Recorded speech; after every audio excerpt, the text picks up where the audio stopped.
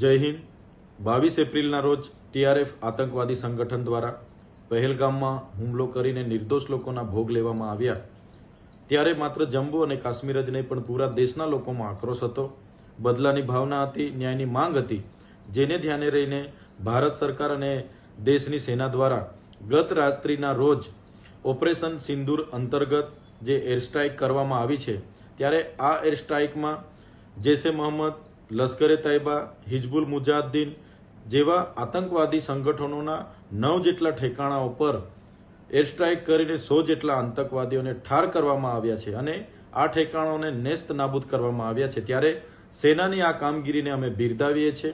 જ્યારે દેશની એકતા, અખંડિતતા અને સાર્વભૌમત્વ પર આ પ્રકારના આતંકવાદીઓના હુમલા થશે, જેનો જવાબ ભારતની સેના આ પ્રકારે જ આપશે, જેનો અમને ગર્વ છે અને આ પરિસ્થિતિમાં પૂરો દેશ દેશની સરકાર અને સેના સાથે ઊભી છે। જય હિન્દ।